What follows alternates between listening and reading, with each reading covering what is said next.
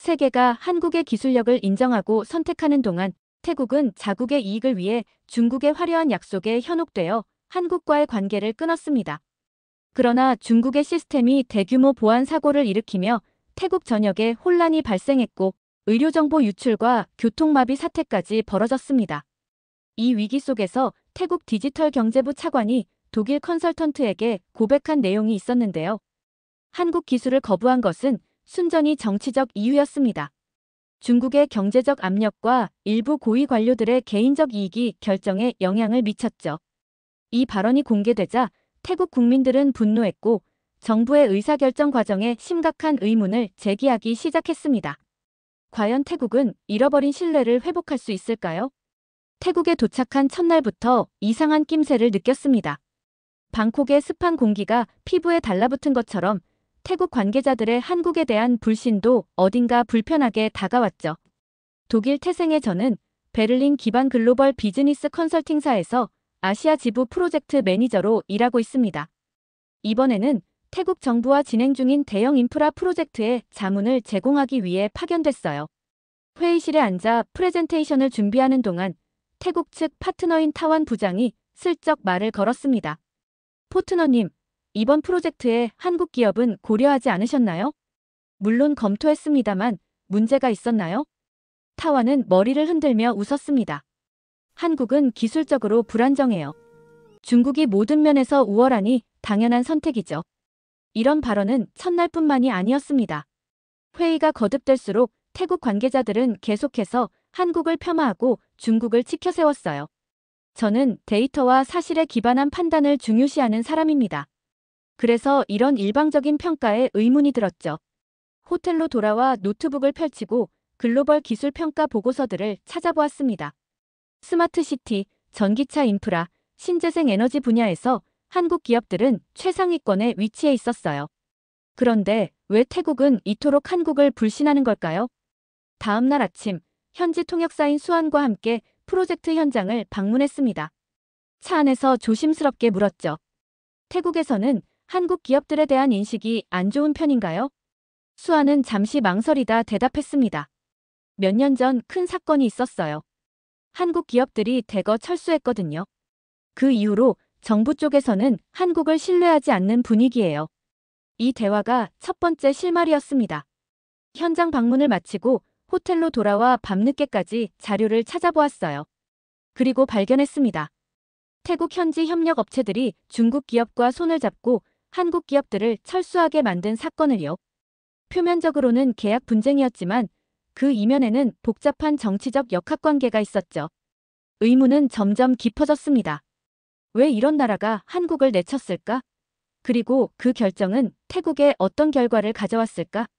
저는 그 진실을 찾아내기로 결심했습니다. 태국 방콕의 스쿰빗 거리를 걸으며 과거 한국 기업들이 참여했던 프로젝트 현장을 찾아다녔습니다. 현지 엔지니어였던 피차이 씨를 만난 건 우연이었어요. 그는 한국 기업이 설계한 교통 관제 시스템에서 일했던 사람이었죠. 한국 시스템은 정말 뛰어났습니다. 하지만 철수 이후 중국 기업이 들어왔고 그때부터 문제가 시작됐어요. 피차이 씨의 말에 따르면 한국이 구축한 시스템은 안정성과 효율성으로 정평이 나 있었습니다. 하지만 한국 기업이 철수하고 중국 기업이 인수한 후 보안 문제와 시스템 오류가 빈번해졌다고 해요. 이 이야기는 태국 관계자들의 주장과 정반대였습니다. 사무실로 돌아와 유럽 본사와 화상회의를 했습니다. 흥미롭게도 본사에서는 한국 기술 기업과의 협력 프로젝트도 제게 맡기고 있었어요. 독일의 프로젝트 리더인 마르쿠스가 말했죠. 아멜리아, 한국 기업들과의 계약이 속속 체결되고 있어. 독일뿐만 아니라 프랑스, 네덜란드도 한국 기술에 러브콜을 보내고 있지. 마르쿠스의 화면 뒤로 한국 기업들과의 협약식 사진이 보였습니다. 전기차 배터리, 스마트 인프라, 인공지능 관련 계약들이었죠. 유럽은 이미 한국을 주요 기술 파트너로 선택하고 있었습니다. 태국의 판단이 글로벌 기준과 얼마나 괴리되어 있는지 그때 확실히 깨달았어요. 한편으로는 의아했습니다. 유럽이 신뢰하는 기술 파트너를 태국은 왜 불신하는 걸까요? 다음 날 태국 측 관계자들과의 회의에서 조심스럽게 질문했습니다. 유럽 시장에서 한국 기술의 평가가 매우 높은데 태국에서는 다른 견해를 갖고 계신 이유가 궁금합니다. 타완 부장은 잠시 얼굴을 굳혔다가 답했어요. 문화적 차이겠죠. 아시아에서는 중국과의 협력이 더 자연스럽습니다. 게다가 그들은 더 유연한 조건을 제시하니까요. 유연한 조건. 그 말 뒤에 숨겨진 의미를 짐작할 수 있었습니다. 이것은 단순한 기술 선택의 문제가 아니라 정치적, 경제적 이해관계가 얽힌 문제였어요. 호텔로 돌아와 노트북을 펼치고 태국의 프로젝트 역사를 더 깊이 조사했습니다. 중국과의 계약 내용, 그리고 한국 기업들이 철수한 진짜 이유를 찾아내려 노력했어요. 밤이 깊어갈수록 미스터리는 점점 풀려가고 있었습니다. 왜 이런 나라가 한국을 내쳤을까? 라는 의문은 이제 태국은 어떤 대가를 치르게 될까? 라는 새로운 질문으로 바뀌고 있었죠. 베를린 본사로부터 긴급한 메시지가 왔습니다. 유럽과 한국의 신규 합작 프로젝트 담당자로 제가 지목됐다는 내용이었어요. 태국에서의 업무와 동시에 진행해야 하는 상황이 됐죠. 이상한 타이밍이었지만 오히려 두 세계를 비교해 볼 수 있는 기회라고 생각했습니다. 첫 화상회의는 서울 시간으로 저녁, 태국 시간으로 오후에 진행됐어요. 한국 측 책임자인 김민우 부장은 차분하고 논리적인 사람이었습니다. 프레젠테이션은 데이터와 실증 사례로 가득했고 과장된 표현이나 감정적인 호소는 전혀 없었죠.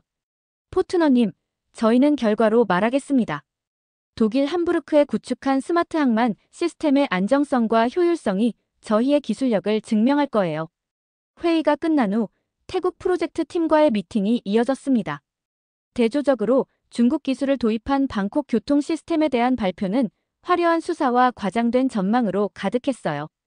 구체적인 데이터는 부족했지만 태국 관계자들은 열광적인 반응을 보였습니다. 같은 날 저녁, 유럽 본사에서 또 다른 소식이 들려왔어요. 네덜란드가 한국의 재생에너지 기술을 대규모로 도입하기로 결정했다는 내용이었습니다. 프랑스도 한국의 배터리 기술을 자국 전기차 산업에 적용하기로 했다고 하더군요. 마르쿠스의 목소리에는 흥분이 묻어났습니다. 아멜리아, 유럽 전역이 한국 기술에 주목하고 있어. 심지어 영국과 이탈리아까지도 관심을 보이고 있다고.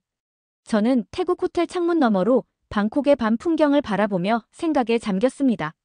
세계의 두 흐름이 제 앞에서 명확하게 갈라지고 있었어요. 한쪽에서는 한국 기술이 조용히 세계 시장을 장악해가고 있었고 다른 한쪽에서는 태국이 중국의 화려한 약속에 취해 있었죠. 다음 날 태국 프로젝트 현장을 방문하던 중 예상치 못한 소식을 들었습니다. 중국이 설계한 스마트 시티 시스템에서 오류가 발생했다는 내용이었어요. 아직 대규모 장애는 아니었지만 시스템 보안에 심각한 취약점이 발견됐다고 했습니다. 현지 엔지니어인 타노는 걱정스러운 표정으로 말했어요. 이런 문제는 처음이 아닙니다. 하지만 정부는 듣지 않아요. 한국 시스템이었다면 이런 일은 없었을 텐데. 호텔로 돌아오는 길에 유럽 기업들이 왜 한국을 선택했는지, 그리고 태국은 왜 그 선택에서 벗어났는지 점점 더 명확하게 이해가 되기 시작했습니다. 세계는 이미 조용히 한국을 선택하고 있었어요.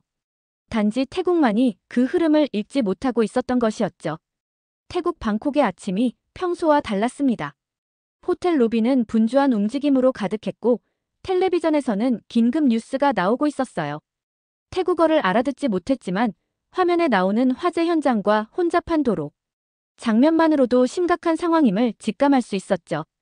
수안이 서둘러 제게 다가왔습니다. 큰일 났어요. 중국산 스마트시티 시스템에서 대규모 보안 사고가 발생했대요. 의료 정보가 유출됐고 교통 신호 체계가 마비됐어요. 일부 지역은 전력망까지 오류가 생겼다네요. 곧바로 태국 측 담당자에게 연락했지만 모두 회의 중이라는 답변만 돌아왔습니다. 현장을 직접 확인하기로 결심했죠. 택시를 타고 스마트시티 통제센터로 향하는 길은 혼잡 그 자체였어요. 신호등이 작동하지 않아 경찰이 수신호로 교통을 통제하고 있었고 병원 앞에는 환자들이 줄지어 서 있었습니다. 통제센터 앞에 도착하자 언론사 기자들이 몰려 있었어요. 출입증을 보여주며 안으로 들어갔습니다. 중앙통제실은 완전한 혼란 상태였죠. 엔지니어들은 시스템을 복구하려고 필사적으로 노력하고 있었고 관리자들은 전화기를 붙들고 누군가에게 해명하느라 바빴습니다. 타완 부장이 제게 다가왔어요. 얼굴은 창백했고 눈은 충혈되어 있었습니다. 포트너님, 지금은 좋은 때가 아닙니다. 나중에 연락드릴게요. 하지만 저는 물러서지 않았습니다. 도울 수 있을지 모릅니다. 유럽의 파트너들에게 지원을 요청할 수 있어요. 타완은 잠시 망설이다가 한숨을 내쉬었죠. 사실 시스템이 완전히 잠겼어요. 백도어가 발견됐고 민감한 정보가 유출됐습니다. 정부는 한국 시스템을 거부했던 결정을 다시 검토하고 있어요. 그날 오후 태국 국회에서는 긴급 청문회가 열렸습니다. 저는 외국인 자문역 자격으로 참관할 수 있었어요. 청문회장은 분노한 의원들과 당혹스러워하는 정부 관계자들로 가득했습니다. 왜 한국 기업과의 계약을 파기하고 검증되지 않은 중국 시스템을 도입했습니까? 한 야당 의원이 목소리를 높였어요. 정부 측 대표는 당황한 기색이 역력했습니다. 한국은 이미 신뢰를 잃었습니다. 과거 여러 문제가 있었고 그 순간 청중석에서 누군가가 소리쳤습니다. 거짓말입니다. 한국 기업들은 불공정한 대우를 받았고 정치적 이유로 쫓겨났어요. 회의장은 순식간에 소란스러워졌고 경호원들이 그 사람을 밖으로 데리고 나갔습니다. 나중에 알게 된 사실이지만 그는 과거 한국 기업과 일했던 태국 엔지니어였어요. 호텔로 돌아오는 길에 유럽 본사에서 전화가 왔습니다. 마르쿠스였죠. 아멜리아, 태국 상황 들었어? 한국 측에서 기술 지원을 제안했다고 하던데. 정말요? 태국 정부가 수락할까요? 글쎄, 하지만 세계는 이미 선택을 마쳤어. 유럽, 중동, 다른 동남아 국가들까지 모두 한국 기술로 갈아타고 있다고. 그날 밤 저는 창가에 서서 혼란에 빠진 방콕의 밤 풍경을 바라보았습니다. 불안정하게 깜빡이는 가로등 아래에서 사람들은 평소보다 빠르게 걸음을 재촉하고 있었죠. 한 나라의 잘못된 선택이 어떤 결과를 가져오는지 목격하고 있었습니다. 다음 날 아침 전 세계 기술 뉴스는 태국의 사태를 집중 보도하고 있었습니다. 그러나 더 놀라운 건 각국의 반응이었어요. 중동의 두바이는 진행 중이던 중국과의 스마트 시티 계약을 전면 재검토한다고 발표했고 말레이시아와 인도네시아는 한국 기술 기업들과의 협력을 강화하겠다고 선언했죠. 유럽 본사에서는 세계 기술 박람회 소식이 전해졌습니다. 하노버에서 열린 박람회에서 한국과는 예약이 폭주해 입장 대기만 2시간이 넘는다고 해요. 반면 중국과는 한산하다는 소식이었죠. 무엇보다 충격적인 건 유엔에서 발표한 기술 보고서였습니다. 한국 기술은 가장 신뢰받는 글로벌 파트너. 보고서는 보안성, 안정성, 효율성 면에서 한국 기술이 최고 수준이라고 평가했습니다. 특히 위기 상황에서의 신속한 대응과 투명한 문제 해결 방식이 높은 점수를 받았다고 해요. 그날 오후 제 호텔방으로 예상치 못한 손님이 찾아왔습니다. 태국 디지털 경제부 차관이었어요. 그는 지친 표정으로 대화를 시작했죠. 포트너님, 솔직히 말씀드리겠습니다. 우리는 큰 실수를 했어요. 한국 기술을 거부한 것은 순전히 정치적 이유였습니다. 중국의 경제적 압력과 일부 고위 관료들의 개인적 이익이 결정에 영향을 미쳤죠. 차관의 고백에 저는 할 말을 잃었습니다. 그는 계속해서 말을 이었어요. 이제 우리는 한국 기업들에게 다시 손을 내밀려고 합니다. 당신이 중재자 역할을 해주셨으면 합니다. 그의 요청은 진심 어린 것 같았지만 때는 이미 늦었다는 생각이 들었습니다. 세계는 이미 조용히 한국을 선택했고 태국의 위기는 그 선택이 옳았음을 증명하고 있었죠. 호텔 로비에서 우연히 만난 일본인 기자는 더 넓은 시각을 제공해 주었습니다. 포트너 씨, 이건 단순한 기술 선택의 문제가 아닙니다. 아시아의 새로운 질서가 형성되고 있어요. 중국의 과시적 팽창주의와 한국의 조용한 실력주의가 충돌하는 지점이죠. 그 말이 제 마음에 깊이 와닿았습니다. 유럽인으로서 저는 아시아의 역학관계를 피상적으로만 이해하고 있었어요. 하지만 이제 그 본질이 보이기 시작했죠. 한국은 말하지 않았습니다. 단지 결과로 증명했을 뿐이었어요. 그리고 세계는 그 진실을 알아보고 있었습니다. 베를린 본사에서 긴급 소집 명령이 내려왔습니다. 태국 사태를 계기로 아시아 전략을 전면 재검토하기로 했다는 내용이었죠. 출국 전날, 저는 한국 정부 관계자와의 비공식 회동 기회를 얻었습니다. 서울에서 온 외교부 이정훈 국장은 조용하고 겸손한 태도로 대화를 이어갔어요. 태국의 상황이 안타깝습니다. 도울 방법이 있다면 언제든 지원할 준비가 되어 있습니다. 제가 물었습니다. 하지만 태국이 한국 기업들을 내친 후에도 그런 자세를 유지하실 수 있나요? 분노나 원망은 없으신가요? 이정훈 국장은 잠시 생각하더니 미소를 지었습니다. 포트너님, 저희는 말하지 않았습니다. 실적으로 증명했을 뿐입니다. 국가 간 관계에서 감정은 중요하지 않죠.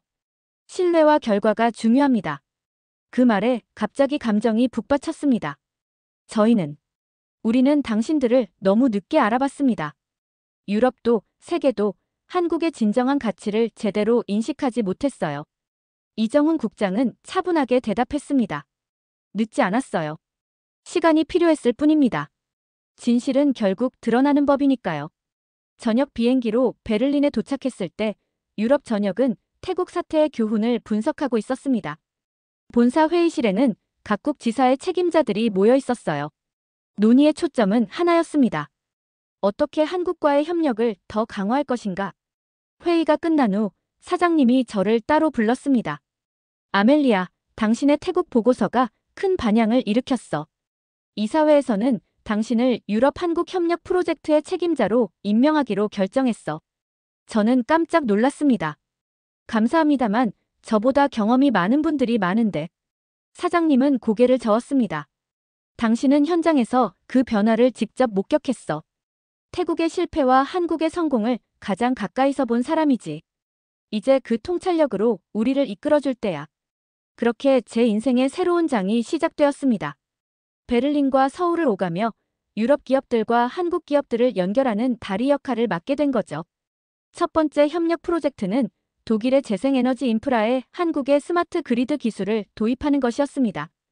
프로젝트를 준비하며 깨달은 사실이 있습니다.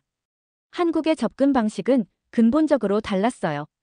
그들은 화려한 약속 대신 철저한 데이터와 실증 사례를 제시했고 문제가 발생했을 때는 투명하게 공개하고 신속하게 해결했습니다. 가장 인상적인 건 그들의 장기적 안목이었죠. 당장의 이익보다 지속 가능한 관계를 중시했습니다. 유럽-한국 협력 프로젝트가 본격적으로 시작된 지 한 달이 지났습니다. 서울의 봄은 생각보다 아름다웠어요.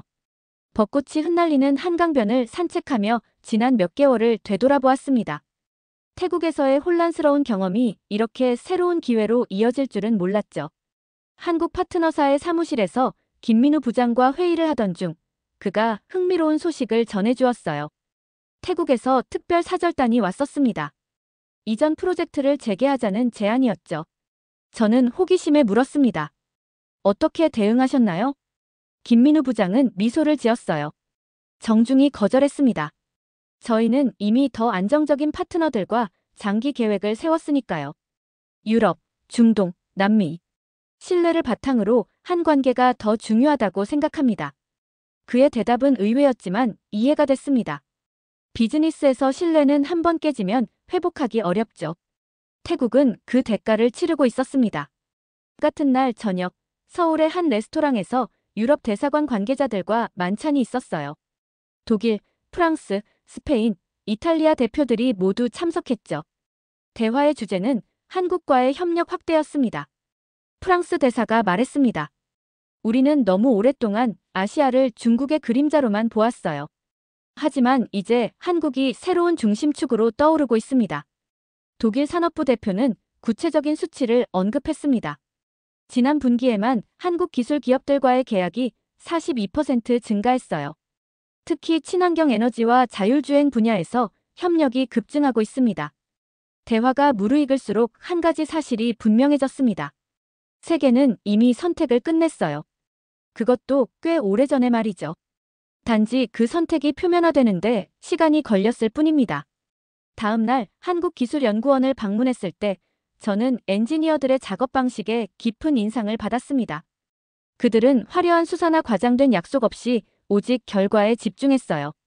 문제가 발생하면 숨기지 않고 투명하게 공개하고 해결책을 찾았죠. 연구원장은 이렇게 말했습니다. 우리의 철학은 단순합니다. 말보다 행동으로 증명하는 것이죠. 신뢰는 하루아침에 쌓이지 않습니다. 베를린으로 돌아가는 비행기에서 창밖을 내다보며 생각했습니다. 한국의 성공은 우연이 아니었어요. 그들은 세계가 진정으로 필요로 하는 것이 무엇인지 이해하고 묵묵히 그것을 제공했을 뿐입니다. 화려한 선전 없이, 과장된 약속 없이, 오직 실력으로 세계의 신뢰를 얻은 것이죠. 독일 베를린의 회사로 복귀한 지 2달, 저는 아시아 유럽 협력 프로젝트의 최종 보고서를 작성하고 있었습니다. 창밖으로 보이는 베를린의 가을 풍경이 마음을 차분하게 해주었죠. 태국에서 시작된 여정이 이제 마무리 단계에 접어들고 있었습니다. 보고서의 마지막 부분을 쓰기 위해 잠시 생각에 잠겼습니다. 지난 6개월간의 경험은 단순한 비즈니스 프로젝트를 넘어 세계 경제의 새로운 흐름을 목격한 소중한 시간이었어요. 키보드를 두드리며 마지막 문장들을 적어 내려갔습니다. 세계는 이미 선택을 끝냈다. 조용한 한국은 말하지 않았고 결과로 대답했다. 무시당한 한국이 결국 가장 먼저 세계의 중심이 되었다. 그 순간 문득 태국에서 만났던 얼굴들이 떠올랐습니다. 타완 부장, 수안, 피차이 씨. 그들은 지금 어떻게 지내고 있을까요? 궁금함에 이메일을 보냈고 얼마 후 수안에게서 답장이 왔습니다. 태국이 많이 변하고 있어요. 중국에 대한 환상이 깨지고 기술 파트너십을 다시 생각하는 중입니다. 아직 한국과의 관계는 회복되지 않았지만 적어도 실수를 인정하기 시작했어요. 수안의 메시지는 희망적이었습니다. 변화는 늦게 찾아왔지만 적어도 올바른 방향으로 나아가고 있었죠. 가끔은 쓰라린 교훈이 필요한 법이니까요. 그날 오후 회사에서 유럽 한국 협력 프로젝트의 성과 발표회가 열렸습니다. 첫 번째 공동 프로젝트였던 독일 함부르크의 스마트 항만 시스템은 예상보다 빠르게 구축되어 이미 운영 중이었어요. 에너지 효율성은 기존 시스템보다 37% 향상되었고 물류 처리 속도는 42% 증가했습니다. 무엇보다 보안성과 안정성에서 최고 등급을 받았죠. 발표회장에는 한국 파트너사의 김민우 부장도 함께했습니다. 그는 발표 후 저에게 다가와 말했어요. 포트너님의 통찰력 덕분에 이 프로젝트가 성공할 수 있었습니다. 태국에서의 경험이 오히려 더 큰 기회를 만들어냈네요. 저는 웃으며 대답했습니다. 저는 단지 진실을 보고했을 뿐이에요. 중국의 선전은 소란스러웠고 한국의 진실은 조용했습니다. 세계는 결국 조용한 진실을 선택했죠. 사무실로 돌아와 책상 위에 놓인 다음 프로젝트 서류들을 바라보았습니다. 이제 한국과 유럽의 협력은 더 다양한 분야로 확장되고 있었어요. 재생에너지, 인공지능, 바이오테크놀로지. 그리고 그 중심에 저희 팀이 있었죠. 창밖으로 베를린의 해가 저물어가는 풍경을 바라보며 생각했습니다. 때로는 가장 소란스러운 목소리가 아니라 가장 신뢰할 수 있는 결과를 내는 파트너가 진정한 승자임을. 한국은 바로 그 진리를 세계에 증명해 보였습니다. 그리고 세계는 마침내 그 진실을 받아들였습니다. 지금까지의 사연 어떻게 들으셨나요? 재밌게 들으셨다면 댓글로 남겨주세요. 추첨을 통해 커피 쿠폰을 보내드립니다. 다음에 더 재밌는 사연으로 돌아올게요. 감사합니다. 미국에서 충격적인 일들이 벌어지고 있습니다. 세계 문화의 선두주자라 자부하던 인류학 교수가 딸의 변화를 통해 마주한 새로운 현실, 그리고 그녀의 20년간 쌓아온 학문적 편견이 하나둘 무너져 내리고 말았습니다. 서구 중심의 문화적 우월감이 도전받고 있는 지금, 그 흐름의 중심에는 아주 독특한 나라가 자리 잡고 있다고 하는데요. 과연 무슨 사연일지 지금 바로 들어보시죠. 그 전에 구독과 좋아요 한 번씩만 부탁드릴게요. 문화는 흐름이 아닌 계층이 있는 법이죠. 오늘 우리는 글로벌 문화 헤게모니와 그 영향력에 대해 이야기 나눠보겠습니다. 스탠퍼드 대학교 강당에서 저의 목소리가 울려 퍼졌습니다. 강단 위에 서서 학생들의 얼굴을 바라보며 자신감 있게 강의를 이어갔죠. 제 이름은 클레어 리빙스턴, 스탠퍼드 대학교 사회문화인류학과 교수입니다. 20년 넘게 문화인류학을 연구하며 글로벌 문화 전이와 정체성 강의를 맡고 있습니다. 문화적 우월성은 단순한 가치 판단이 아닌 역사적 사실입니다. 서구 문명이 동양 문화보다 우위에 있었던 이유는 개방성과 진보적 가치 때문이었습니다. 강의를 마치고 연구실로 돌아오는 길에 동료 교수 몇 명과 인사를 나눴습니다. 제 연구는 학계에서 상당한 존중을 받고 있었고 특히 서구 문화의 확산과 영향력에 관한 책은 베스트셀러가 되기도 했죠. 연구실 책상에 앉아 다음 강의 자료를 정리하면서 아시아 지역 문화 확산에 관한 보고서를 펼쳤습니다.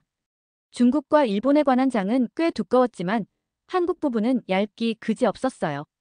솔직히 말해서 한국 문화는 연구 가치가 크게 없다고 생각했거든요.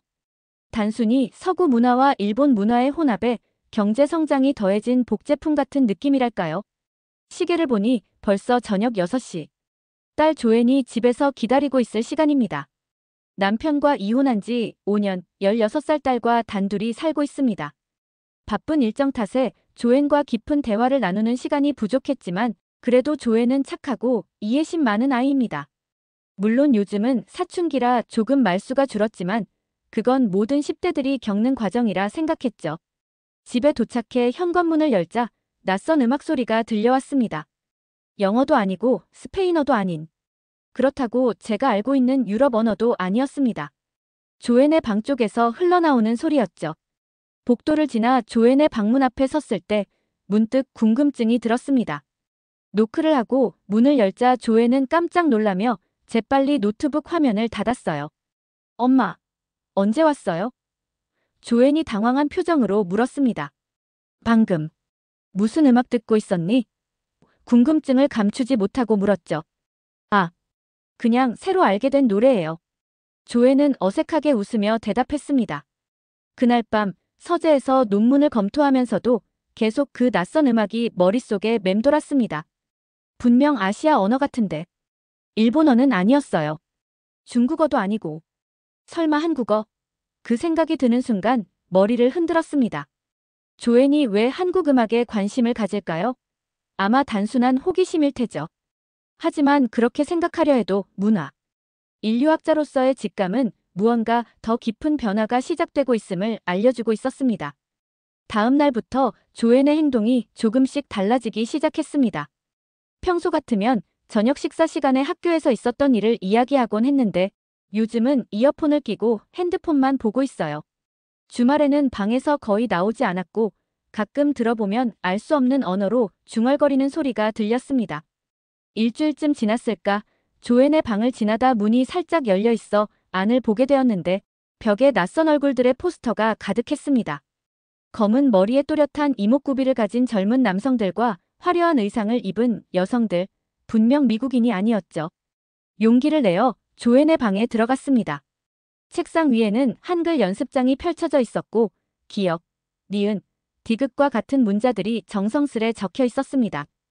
옆에는 한국어 첫걸음이라는 책도 보였죠. 저녁 식사 시간, 더 이상 참을 수 없어 물었습니다. 조앤, 너 한국에 관심이 생겼니?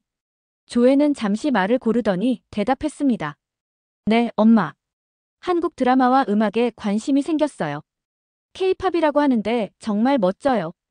왜 하필 한국이야? 학문적으로나 경제적으로 중국이나 일본이 훨씬 중요한데. 나도 모르게 학자적인 판단이 튀어나왔습니다. 조앤의 눈빛이 변했습니다.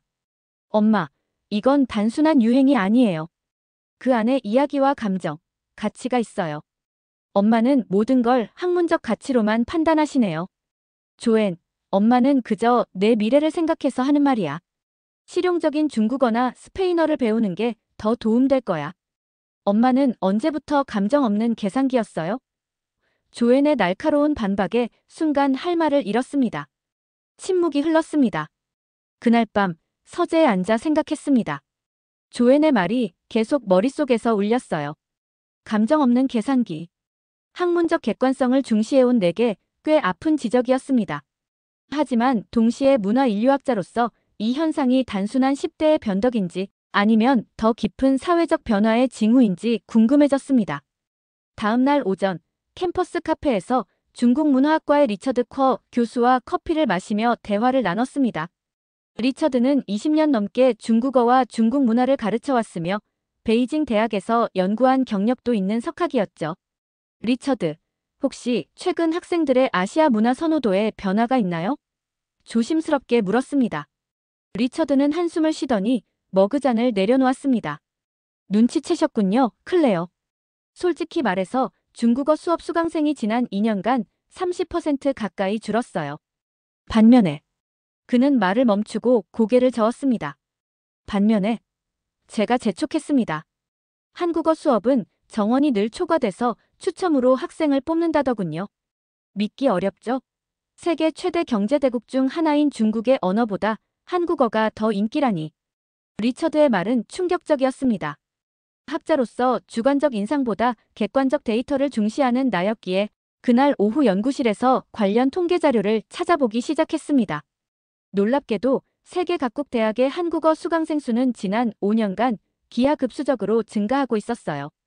그에 비해 중국어와 일본어는 정체되거나 감소 추세였습니다. 더 놀라운 건 문화 콘텐츠 수출 통계였습니다. 한국의 문화 콘텐츠 수출액은 지난 10년간 5배 이상 증가했으며 특히 음악, 드라마, 영화 부문에서는 성장세가 가파르게 나타나고 있었죠.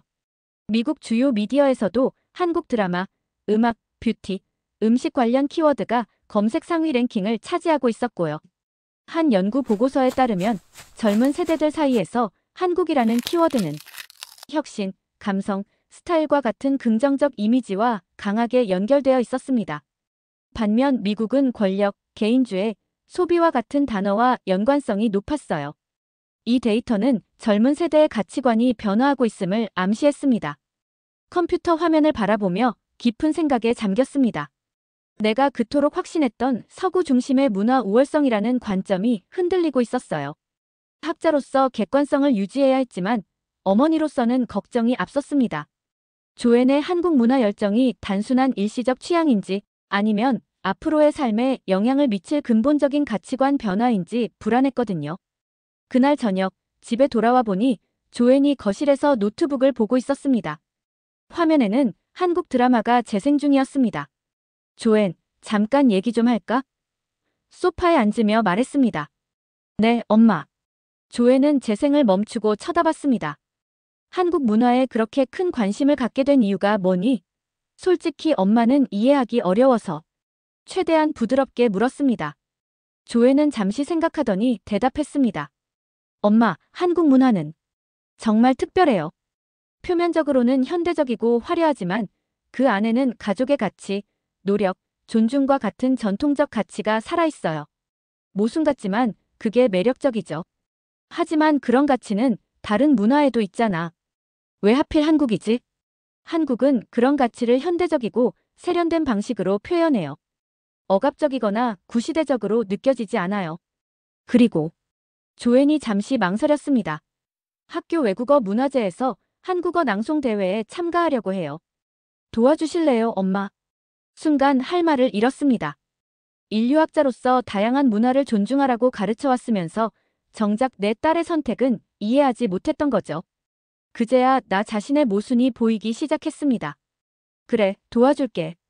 그런데 엄마는 한국어를 모르잖아. 괜찮아요. 엄마의 지지만 있으면 돼요. 조앤이 환하게 웃었습니다. 리처드의 말이 떠올랐습니다. 지금은 누가 강대국이냐 보다 누가 더 많은 감동을 전달하느냐의 시대예요. 처음에는 의미를 완전히 이해하지 못했지만 조앤의 미소를 보며 조금씩 그 뜻을 느끼기 시작했습니다. 외국어 문화제가 다가오면서 조앤은 점점 더 한국 문화에 빠져들었습니다. 방 안에서는 계속해서 한국 노래가 흘러나왔고 밥을 먹으면서도 한국 드라마를 봤죠. 그리고 놀랍게도 한국어 실력이 눈에 띄게 늘어가고 있었습니다. 처음에는 단순히 취미라고 생각했는데 이제는 몰입의 수준이 되었어요. 대학에서도 변화의 조짐이 느껴졌습니다. 학생들의 대화 속에서 한국 드라마와 음악에 대한 언급이 자주 들렸고 캠퍼스 카페의 메뉴판에도 불고기 샌드위치, 김치 타코와 같은 퓨전 음식이 추가되었죠. 심지어 대학 신문에는 한류 열풍, 스탠퍼드를 강타하다라는 제목의 기사가 실리기도 했습니다. 어느 날 강의실에서 학생들에게 질문했습니다. 여러분의 문화적 영향력을 가장 많이 받는 나라는 어디인가요? 과거라면 당연히 프랑스, 영국, 이탈리아 같은 유럽 국가나 일본이 대부분이었겠지만 놀랍게도 절반 이상의 학생들이 한국이라고 대답했습니다. 그 순간 내 학문적 토대가 흔들리는 듯한 느낌이 들었어요.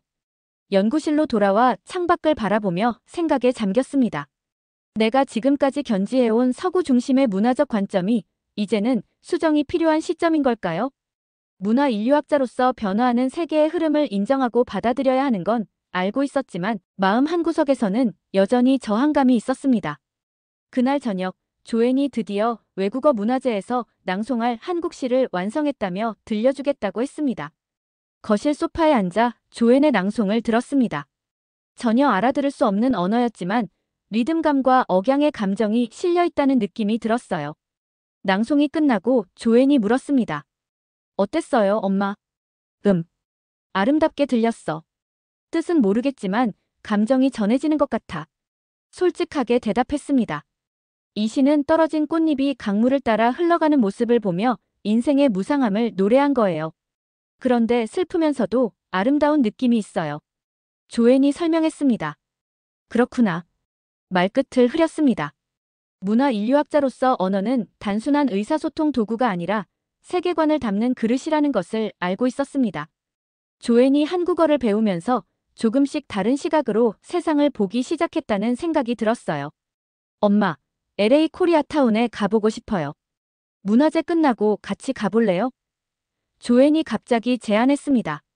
순간 망설였습니다. 내 아내 학자는 객관적 관찰자로서 이 현상을 가까이서 볼 기회라고 생각했지만 어머니로서는 딸의 한국 문화 집착이 더 깊어질까 걱정되었거든요. 하지만 조앤의 기대에 찬 표정을 보니 거절할 수 없었습니다. 그래, 가보자. 엄마도 한번 경험해보고 싶구나. 조앤의 얼굴이 환하게 밝아졌습니다. 그날 밤 침대에 누워 천장을 바라보며 생각했습니다. 내가 딸과 사이에 무의식적으로 만들어 놓은 심리적 거리가 느껴졌어요. 그동안 바쁘다는 핑계로 또 전문가라는 자만심으로 조앤의 관심사를 제대로 이해하려고 노력하지 않았던 것 같았습니다. 코리아타운 방문이 단순한 문화 체험을 넘어 딸과의 관계를 회복하는 계기가 될 수도 있겠다는 생각이 들었어요. 토요일 아침, 우리는 LA 코리아타운으로 향했습니다. 차 안에서 조앤은 계속해서 한국 음악을 틀어놓고 가사의 뜻을 설명해 주었어요. 처음에는 거부감이 들었지만 계속 듣다 보니 멜로디가 귀에 익숙해지기 시작했습니다. 코리아타운에 도착했을 때 받은 첫인상은 이질감이었습니다. 거리의 간판들은 대부분 한글로 되어 있었고 미국 땅에 있지만 전혀 다른 나라에 온 것 같은 느낌이 들었죠. 학자로서는 흥미로웠지만 미국인으로서는 약간의 불편함이 느껴졌어요. 첫 번째로 갈 곳은 여기예요. 조앤이 신나게 외치며 한 식당으로 저를 이끌었습니다. 문을 열고 들어가자 이미 오전임에도 사람들로 북적였어요. 더 놀라운 건 손님들이 다양한 인종이라는 점이었습니다. 아시아계뿐만 아니라 백인, 흑인, 히스패닉 등 여러 인종의 사람들이 섞여 있었죠. 이곳은 한국식 치킨으로 유명해요. 미국 프라이드 치킨과는 완전히 달라요. 조앤이 설명했습니다. 1시간을 기다린 끝에 자리에 앉아 음식을 주문했습니다. 기다리는 동안 주변을 관찰했어요. 사람들이 음식을 사진 찍는 모습이 눈에 띄었고 테이블마다 웃음소리와 대화가 끊이지 않았습니다. 분위기는 활기차고 편안했어요. 음식이 나왔을 때 솔직히 놀랐습니다. 예상과 달리 그 치킨은 정말 맛있었거든요. 바삭한 튀김옷과 다양한 양념의 조화가 환상적이었고 생맥주와의 조합도 완벽했습니다. 문화 인류학자로서 음식이 단순한 영양 공급을 넘어 문화적 소통의 매개체라는 것을 알고 있었지만 이렇게 직접적으로 경험하니 다른 느낌이었어요. 엄마, 어때요? 조앤이 기대에 찬 표정으로 물었습니다. 정말 맛있구나. 이런 맛은 처음이야. 솔직하게 대답했습니다. 식사 후 조앤은 나를 화장품 가게로 안내했습니다. 이곳 역시 사람들로 붐볐고 대부분은 젊은 여성들이었어요. 놀랍게도 남성들도 적지 않았습니다. 매장 직원이 다가와 한국어로 말을 걸자 조앤이 유창하게 대답하는 모습에 놀랐어요. 내 딸이 이렇게 외국어를 잘하게 되었다는 사실에 자부심과 동시에 묘한 소외감이 들었습니다. 오후가 깊어가면서 우리는 한국 서적으로 가득한 서점, 화려한 조명의 노래방, 그리고 한국 드라마를 함께 보는 팬 모임이 열리고 있는 카페 등 다양한 장소를 방문했습니다. 카페에서는 어떤 특별한 광경을 목격했어요. 다양한 인종과 연령대의 사람들이 한자리에 모여 열정적으로 드라마에 대해 토론하고 있었거든요. 저 백인 여성은 한국 드라마 리뷰 채널을 운영하는 분이에요. 구독자가 100만 명이 넘어요. 조앤이 귓속말로 알려주었습니다. 그 말에 충격을 받았습니다. 서구인이 아시아 문화를 소비하는 것은 흔한 일이었지만 이렇게 깊이 몰입하고 전파하는 현상은 새로웠거든요. 더 이상 단순한 문화적 호기심이나 이국적인 취향의 차원이 아니라 정체성의 일부가 되어가고 있는 듯 했습니다. 마지막으로 한국식 바비큐 레스토랑에 들렀습니다. 테이블 중앙에 설치된 그릴에서 직접 고기를 구워 먹는 방식이 신기했고 다양한 반찬들이 테이블을 가득 채웠어요. 오래된 편견과 달리 한국 음식은 풍부한 맛과 다양성을 갖고 있었습니다. 저녁 식사를 마치고 집으로 돌아오는 길, 조앤이 물었습니다. 엄마, 오늘 어땠어요? 잠시 생각한 후 대답했습니다. 솔직히 말하면 많은 것이 깨지는 느낌이야. 내가 알고 있던 것과 실제는 너무 달라. 코리아타운 방문 이후 내 안에서 미묘한 변화가 시작되었습니다. 강의 준비를 하면서도 자연스럽게 한국 사례를 찾아보게 되었고 식사할 때는 코리아타운에서 맛본 음식이 생각났죠. 무엇보다 조앤과의 대화가 늘어났습니다. 더 이상 그녀의 관심사를 이해할 수 없는 미지의 영역으로 치부하지 않고 함께 나눌 수 있는 주제로 받아들이기 시작했거든요. 엄마, 이 드라마 한 편만 같이 볼래요? 어느 저녁, 조앤이 제안했습니다.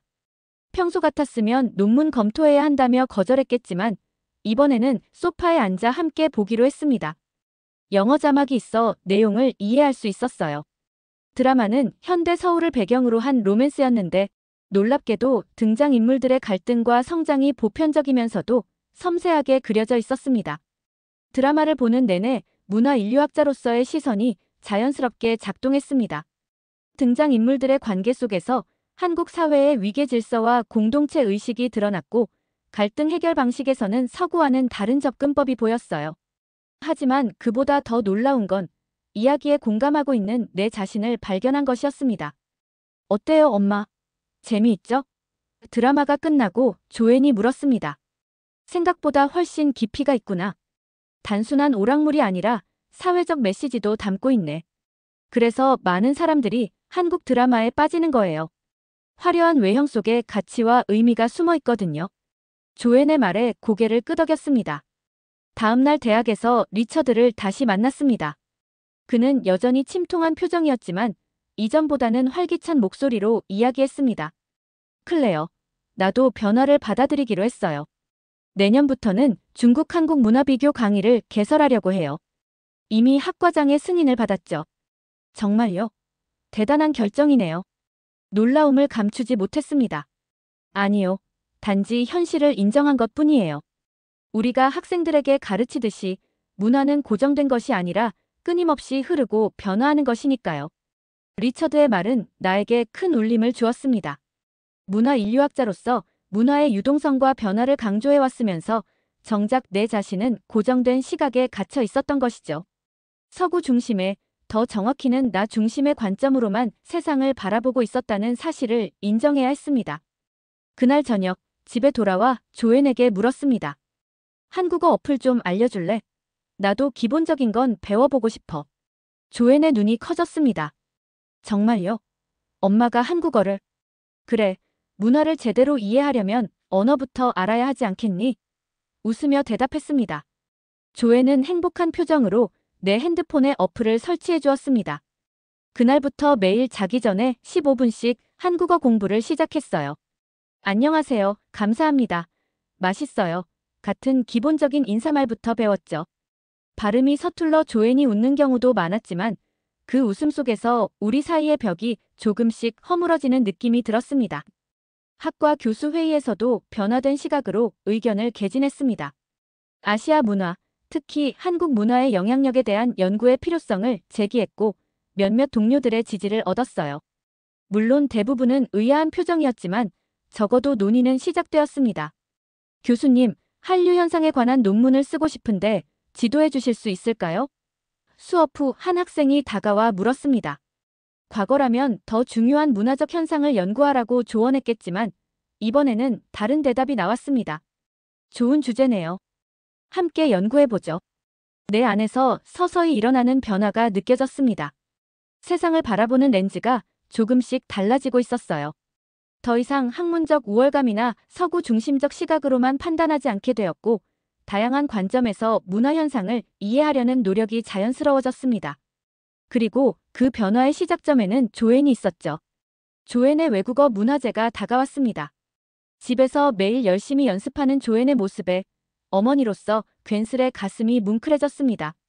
내가 쓴 책과 논문들보다 이렇게 열정을 다해 뭔가에 몰입하는 딸의 모습이 더 값진 것 같다는 생각이 들었어요. 문화제 당일, 대학 강당에 사람들이 가득 모였습니다. 다양한 언어의 노래와 시 낭송, 춤 공연이 이어졌고 관객들은 열렬한 박수로 화답했죠. 조앤의 차례가 되었을 때 나도 모르게 손에 땀이 찼습니다. 무대에 오른 조앤은 한복을 입고 있었습니다. 곱게 차려입은 모습이 낯설면서도 아름다웠어요. 조앤이 낭송을 시작했고 비록 내용은 이해할 수 없었지만 그 리듬과 억양에 담긴 감정은 분명히 전해져 왔습니다. 낭송이 끝나자 큰 박수가 터져나왔고 조앤은 환하게 웃으며 인사했습니다. 정말 자랑스러워, 조앤. 공연이 끝나고 만난 조앤을 꼭 안아주었습니다. 고마워요, 엄마. 엄마가 응원해 주셔서 더 잘할 수 있었어요. 집으로 돌아오는 길에 조앤이 갑자기 말했습니다. 엄마, 사실 다음 주에 한 사람을 소개해드리고 싶어요. 누구? 궁금해서 물었습니다. 지훈이라고 한국에서 온 유학생이에요. 스탠퍼드 인문학과에 다니고 있어요. 봉사활동하면서 알게 됐는데 사귀고 있어요. 말을 듣는 순간 여러 감정이 한꺼번에 밀려왔습니다. 놀라움, 걱정, 그리고 약간의 불안함까지. 내 딸이 외국인과 교제한다는 사실은 예상하지 못했어요. 학자로서는 문화 간 교류의 자연스러운 결과라고 생각할 수 있었지만 어머니로서는 다른 시각이 있었죠. 그래, 만나보고 싶구나. 망설임 끝에 대답했습니다. 다음 주 토요일, 지훈이 우리 집을 방문했습니다. 처음 만났을 때 나는 내심 긴장했어요. 그가 어떤 사람일지, 문화적 차이는 어떨지 걱정되었거든요. 하지만 지훈은 예상과 달리 매우 예의 바르고 지적인 젊은이였습니다. 처음 뵙겠습니다, 교수님. 조앤에게 많은 이야기 들었습니다. 지훈이 공손하게 인사했습니다. 안녕하세요, 지훈. 반가워요.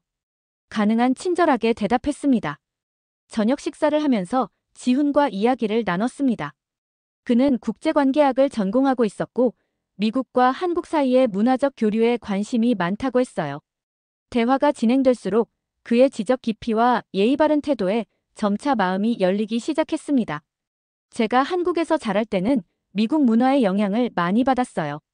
할리우드 영화, 팝 음악, 패션 등이요. 그런데 지금은 반대 현상이 일어나고 있어 흥미롭습니다. 지훈이 말했습니다. 어떤 점이 그런 변화를 가져왔다고 생각하나요? 궁금해서 물었습니다. 글쎄요. 저는 한국 문화가 전통과 현대를 조화롭게 융합했기 때문이라고 생각해요. 공동체 의식, 어른에 대한 존중, 교육에 대한 열정, 그리고 끊임없는 혁신 정신이 한국의 핵심 가치입니다. 이러한 가치들이 K-팝, 영화, 드라마 등 대중문화를 통해 전파되고 있어요. 지훈의 설명은 학문적으로도 흥미로웠습니다. 내가 연구해온 문화전이 이론과도 맞닿아 있었고 새로운 관점을 제시하는 부분도 있었어요. 식사가 끝나고 함께 차를 마시며 대화를 이어갔습니다. 지훈은 한국의 가족 문화, 교육 시스템, 사회적 변화에 대해 이야기했고 나 역시 서구 문화의 특성과 변천사에 대해 설명했어요. 이것은 단순한 사교적 대화가 아닌 깊이 있는 문화적 교류였습니다. 교수님, 제가 최근에 읽은 교수님의 책 문화의 수렴과 확산이 정말 인상적이었어요. 특히 문화적 헤게모니에 관한 장은 제 시각을 넓혀주었습니다. 지훈의 말에 놀랐습니다. 내 책을 읽었다니, 그것도 깊이 있게 이해하고 있다니 감동적이었어요. 대화를 마치고 헤어질 때 지훈은 능숙하게 영어와 한국어를 오가며 조앤과 대화했습니다. 그 모습을 보면서 문득 깨달았습니다. 이것이 바로 앞으로의 세계, 문화적 경계가 희미해지고 다양한 정체성이 공존하는 세계의 모습이라는 것을요. 지훈과의 만남 이후 내 안의 변화는 더욱 가속화되었습니다. 강의 준비를 하면서 자연스럽게 동아시아, 특히 한국의 사례를 더 많이 포함시켰고 글로벌 문화 흐름에 대한 새로운 시각을 학생들에게 전달하려 노력했어요. 조앤과는 이전보다 더 가까워졌고 때로는 함께 한국 드라마를 보면서 문화적 맥락을 설명해주기도 했습니다. 어느 날 오후 학장실에서 연락이 왔습니다. 다음 학기 특별 강의로 글로벌 문화 변동 한류와 그 영향을 맡아달라는 제안이었어요. 처음에는 당황스러웠지만 곰곰이 생각해보니 이것이 내가 가야 할 방향이라는 확신이 들었습니다. 네, 맞겠습니다. 자신감 있게 대답했습니다. 강의 계획서를 작성하면서 한국 문화를 더 깊이 이해하기 위해 다양한 자료를 찾아봤습니다. 논문, 책, 통계 자료뿐만 아니라 드라마, 영화, 음악 등 대중문화 콘텐츠도 연구 대상에 포함시켰어요. 조회는 기꺼이 도움을 줬고 때로는 내가 놓친 부분을 지적해주기도 했습니다. 처음으로 진행한 글로벌 문화 변동 강의는 예상을 뛰어넘는 성공이었습니다. 강의실은 학생들로 가득 찼고 모두 열정적으로 토론에 참여했어요. 문화적 경계가 흐려지고 서구 중심의 패러다임이 변화하는 현상을 다양한 각도에서 분석했습니다. 마지막 강의 시간, 슬라이드를 넘기다 마지막 장에 이르렀습니다. 그곳에는 한국 드라마의 한 장면과 K-팝 공연 사진이 있었어요. 오늘 우리는 문화의 흐름과 변화에 대해 다양한 관점에서 살펴봤습니다. 여러분, 문화는 단순히 소비되는 상품이 아닙니다. 그것은 가치와 의미의 체계, 사람들이 세상을 바라보는 렌즈입니다. 우리는 문화의 흐름을 소비하거나 지배하려 할 것이 아니라 이해하고 연결되는 방식으로 접근해야 합니다. 학생들이 열렬한 박수를 보냈고 강의가 끝난 후에도 많은 학생들이 질문을 하기 위해 남았습니다. 그들의 눈빛에서 호기심과 열정이 느껴졌고 이것이 바로 교육의 진정한 목적이라는 생각이 들었어요. 집으로 돌아와 조앤에게 강의 얘기를 들려주었습니다. 정말 자랑스러워요, 엄마. 엄마가 변화하는 모습이 멋있어요. 조앤이 웃으며 말했습니다. 내가 있었기에 가능했어, 조앤. 엄마가 세상을 다른 시각으로 볼 수 있게 도와줘서 고마워. 거실 테이블 위에는 우리가 함께 보던 한국어 회화책이 펼쳐져 있었습니다. 이제는 간단한 대화를 할 수 있을 정도가 되었어요. 책을 집어들고 조앤과 함께 공부를 시작했습니다. 안녕하세요. 저는 클레어입니다. 만나서 반갑습니다. 서툰 발음으로 한국어 문장을 읽었습니다. 발음이 많이 좋아지셨어요, 엄마. 조앤이 칭찬했습니다. 창밖으로 저녁 노을이 아름답게 물들고 있었습니다. 문득 이 모든 변화가 시작된 날, 조앤의 방에서 들려온 낯선 음악이 생각났어요. 그때는 그 음악이 내 삶을 완전히 바꿔놓을 거라고는 상상도 못했습니다. 내 안에서 조용히 중얼거렸습니다. 이제 나는 한국을 더 이상 하나의 나라로 보지 않는다. 한국은 세계의 감정을 움직이는 언어다. 연구실 책상 위에는 새 책의 제목을 적은 메모가 놓여 있었습니다. 문화의 새로운 물결 동서양 경계를 넘어서. 이제 나는 변화를 두려워하지 않습니다. 오히려 그 변화 속에서 새로운 가능성을 발견하게 되었어요. 무엇보다 딸과의 관계가 더욱 깊어진 것이 가장 큰 선물이었습니다. 문화적 편견과 고정관념을 버리니 세상은 더욱 넓고 다채롭게 보였습니다. 그리고 그 시작은 한국이라는 한때는 별 관심도 없던 작은 나라였다는 게 아이러니하죠. 이것이 바로 문화의 힘입니다. 국경을 넘고 언어의 장벽을 뛰어넘어 사람들의 마음을 움직이는 힘. 나는 이제 그 힘을 존중하고 더 깊이 이해하고자 합니다. 그리고 이 여정에 조앤과 함께할 수 있어 정말 다행이라고 생각합니다. 지금까지의 사연 어떻게 들으셨나요? 재밌게 들으셨다면 댓글로 남겨주세요. 추첨을 통해 커피 쿠폰을 보내드립니다. 다음에 더 재밌는 사연으로 돌아올게요. 감사합니다.